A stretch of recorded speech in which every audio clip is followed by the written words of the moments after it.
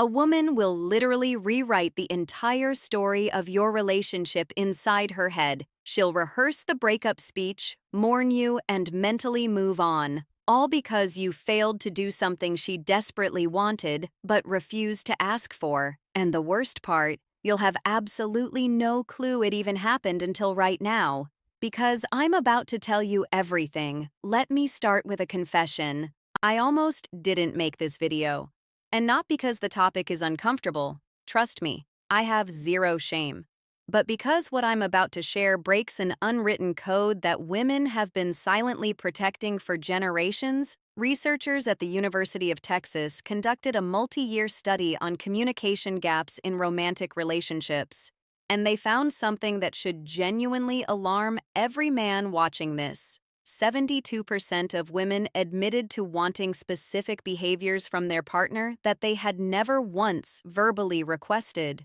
Not because they forgot, not because it wasn't important, because they believed that having to ask would strip the behavior of its meaning entirely. She would rather go without the thing she wants than have to explain it to you. That's not stubbornness. That's not a flaw. That's wiring. And if you don't understand that wiring, you will keep losing women who are completely in love with you. And you'll never understand why women rarely say what they truly want, why they left. Now, I titled this video Dirty for a reason, but probably not the reason you're thinking. Some of these are physically intimate, sure, but most of them are dirty in a different way. They're the thoughts she buries because society told her wanting them makes her too much, too needy, too traditional, too intense. So, she shoves them into a mental vault, locks it, swallows the key, and prays that somehow you just figure it out. Well, today is the day you figure it out. And I'll warn you, number 3 on this list is the one that breaks most relationships silently, invisibly, without a single argument. It just erodes things until one day she's gone and you're holding your phone wondering when everything changed. So pay attention when we get there. Here we go. Number 7. Interrupt her overthinking with physical certainty. Every woman has a version of this moment. She's spiraling. Maybe it's about work. Maybe it's about something her mother said. Maybe it's about a comment her friend made 3 days ago that she's been mentally dissecting with forensic precision. Her brain is running 17 tabs and none of them are loading properly. What most men do in this situation is try to fix it. They start troubleshooting. Well, have you tried talking to your boss? Maybe just don't respond to her text. And from a logical standpoint, that makes perfect sense. Problem identified, solution offered, case closed. But here's what she actually wants and what she will chew her own off before requesting.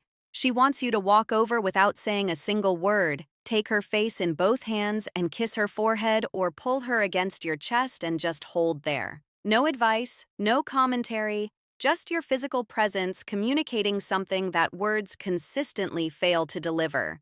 I'm here. I'm solid. You can fall apart for a second because I'm not going anywhere. Neuroscientist Dr. Tiffany Field, who founded the Touch Research Institute at the University of Miami, has published over 100 studies proving that physical touch reduces cortisol levels by up to 31% within minutes. But here's what the data doesn't capture. The snorts, emotional weight of unsolicited touch, secret number 1, emotional safety from someone you trust. That's not just stress relief, that's safety made physical. She snorts. Won't ask for this, because asking for comfort feels like admitting weakness. Most women have been conditioned to handle everything themselves. Requesting to be held feels like filing a formal complaint against her own independence. So, she spirals alone and quietly resents that you didn't notice. You don't need to read her mind. You need to read her shoulders. If they're tense, if she's gone quiet, if she's scrolling her phone but clearly not absorbing anything, that's your signal. Don't ask what's wrong. Just close the distance and be the interruption her nervous system is begging for. Number 6, say her name during intimate moments and not just those moments. There is something neurologically electric about hearing your own name spoken by someone you're attracted to. A study from the journal Brain Research found that hearing your own name activates specific regions of the left hemisphere associated with self-representation and identity processing. Your name is the one word in any language that your brain treats as fundamentally yours. Now apply that to intimacy. Not just physical intimacy, though. Yes, absolutely that. But also the quiet moments when you're cooking together and he says your name before asking you to hand him the salt. When you're walking ahead of him and he calls your name just to make you turn around so he can look at you. When he's telling a story to his friends and says, "So then Sarah turns to me." And the fact that she exists in his narrative by name, not as my girlfriend or she, but as her. Most men default to pet names. Babe, baby, hun. Those are warm and familiar, but also generic. Every woman he's ever dated was probably Babe at some point. Her name, though that's exclusively hers. And when you use it in a moment of intensity, a whispered confession, a heated argument where you stop and say her actual name, a moment of closeness where her name is the only word you can manage, that creates a response that pet names simply cannot replicate. She'll never ask you to use her name more often because that would make it feel manufactured.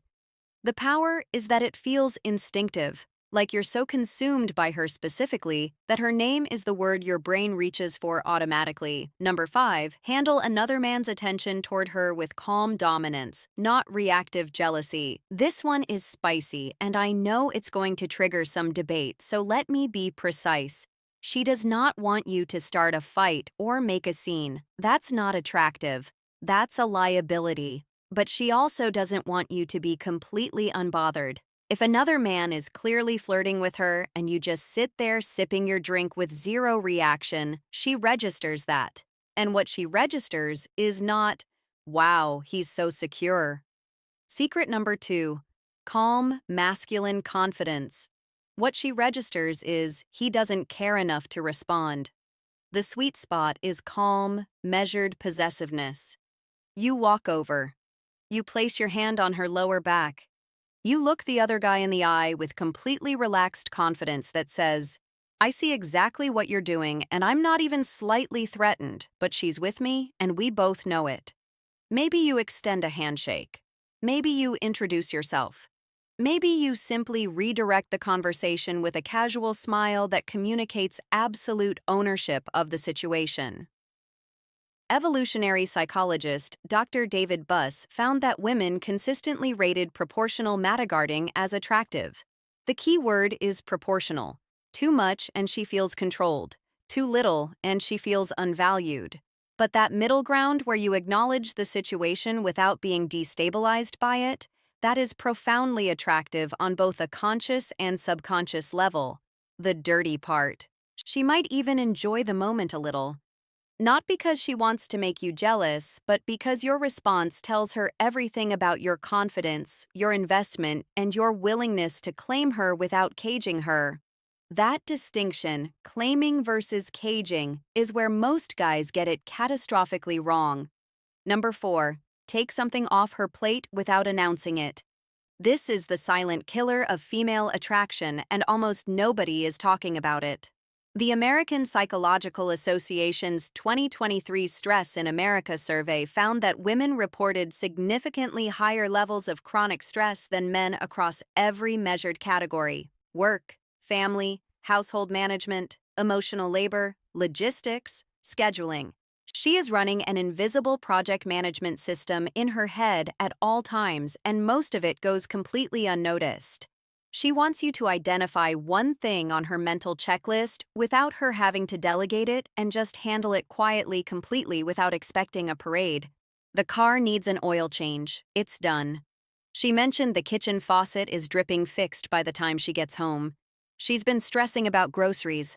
The fridge is stocked not because she asked, because you paid attention and acted. Researcher Eve Rodsky calls this cognitive labor in her book Fair Play. Her research shows that in most heterosexual relationships, women carry roughly 70% of this invisible workload. And the exhaustion isn't from the tasks themselves. It's from being the only person who remembers that the tasks exist. When a man proactively handles something without being told, it creates a wave of relief and attraction that is almost embarrassingly powerful. She feels genuinely cared for. Not because secret number 3, feeling deeply understood. The task was hard because the noticing was rare. She'll never ask you to do this because asking you to take something off her plate is ironically another thing on her plate.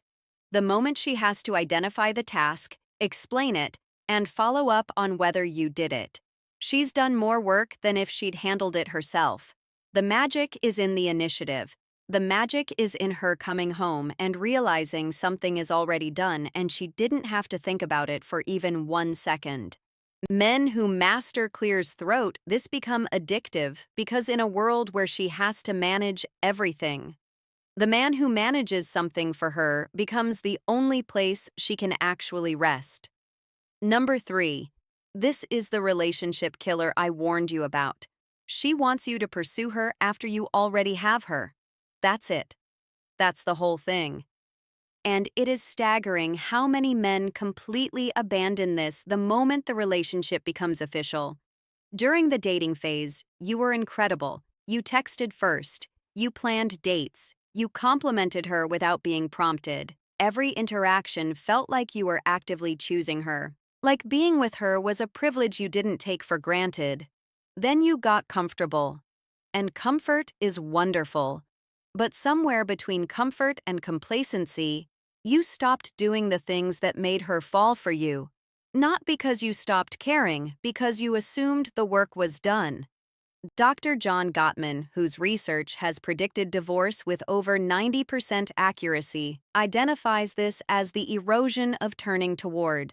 His data shows that couples who eventually separated had a turning toward rate of only 33%, while couples who stayed together maintained a rate above 80%. She doesn't need grand romantic gestures every week. She needs evidence, consistent, undeniable evidence that you would choose her again today. That if you met her for the first time this afternoon, you'd still pursue her. That she hasn't become furniture in your life. She will never vocalize this because saying, "I need you to pursue me again," feels desperate, so instead, she goes quiet. She pulls back. She starts investing less because you invested less first. And by the time the conversation happens, if it ever does, the distance has already hardened into something much more difficult to reverse. A random Tuesday text that says, "I was just thinking about you and had to tell you," takes 4 seconds to send and can sustain weeks of emotional connection. A secret number 4. Consistency over sweet words, planned date night. Not because she asked, but because you refuse to stop being the man who plans things, communicates more than 1,000 "I love yous" on autopilot. The men who keep pursuing their partners long after the chase is over are the men whose partners never stop being in love with them. The men who stop, they become roommates slowly, painlessly, and then all at once. Number 2, be verbally explicit about your desire for her, specifically her. Most men think women want to hear that they're beautiful, and they do, but "you're beautiful" is the baseline. It's the equivalent of tipping 15%. Expected snorts, and it doesn't leave an impression. What she actually wants, what makes her replay your words at 2 a.m. in the morning, is specificity. Not "you're beautiful," but the way you tilt your head when you're thinking about something serious makes it physically difficult for me to concentrate. Not "I'm attracted to you, but I watched you walk across the room at that party and I forgot I was mid-con conversation with someone." Not "you look good, but that thing you did with your hair today. I've been distracted since this morning and it's becoming a problem." The dirty element here is intensity. She wants to feel like your attraction to her is slightly unmanageable, not in a threatening way, in a way that communicates, "You have disrupted my ability to function normally, and I am not even a little bit sorry about it." That raw, almost confessional quality where you're not delivering a compliment, but admitting to a condition, that's what makes women feel genuinely desired. She'll never ask for this because you can't request obsession. It has to come from authentic overwhelm. And the beautiful thing is, if you actually feel it, all you have to do is stop censoring yourself. The thoughts are already there. You're just not saying them out loud. Start saying them out loud. Number 1, physically move her. I save this for last because it's the one that makes women lose their composure fastest, and it's the one men are most hesitant to do. She wants you to physically guide her, move her, reposition her with confidence, and without asking. First, hand on her waist, steering her to the other side of the sidewalk so she's not walking next to traffic. Fingers lace through hers, pulling her in a different direction because you spotted something you want to show her. Palm against her lower back, guiding her through a doorway. Hand on her thigh under the table, not groping, not performing, just present. Standing behind her, both hands on her hips, gently turning her towards something. A study published in Evolutionary Behavioral Sciences found that women rated physical assertiveness. Secret number 5, purpose and ambition defined as confident, non-aggressive physical guidance as one of the top 5 indicators of a desirable partner.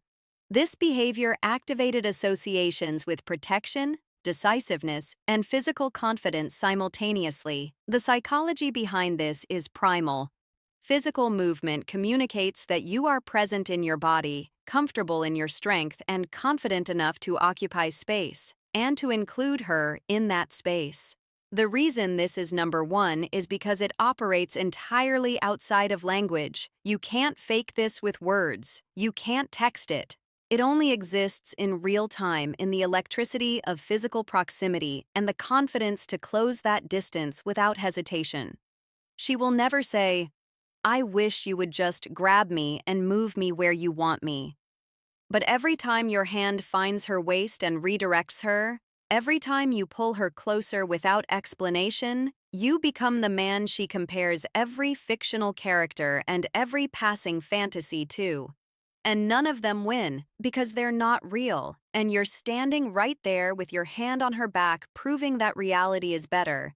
So now you have them 7 things women have been silently wishing for and stubbornly refusing to verbalize since the beginning of recorded romantic history. The fact that you watched this entire video tells me you're not the kind of man who assumes he already knows everything. You're the kind who actually wants to understand.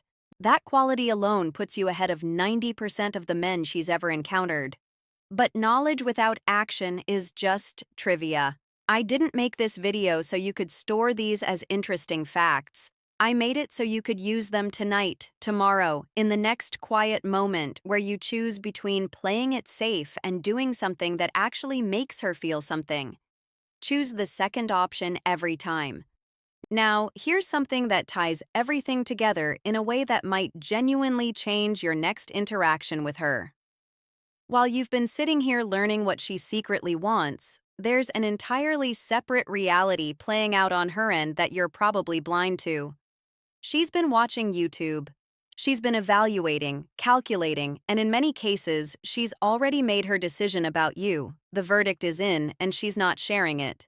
The video appearing on your screen right now is called 4 Clear Signs She's Already Chosen You But Isn't Telling You. And if you don't watch it next, everything you just learned becomes only half the equation. Knowing what she wants is powerful, but recognizing when she's already decided you're the one. That's the difference between a man who's trying and a man who's already won without realizing it. It's right there. Go watch it now.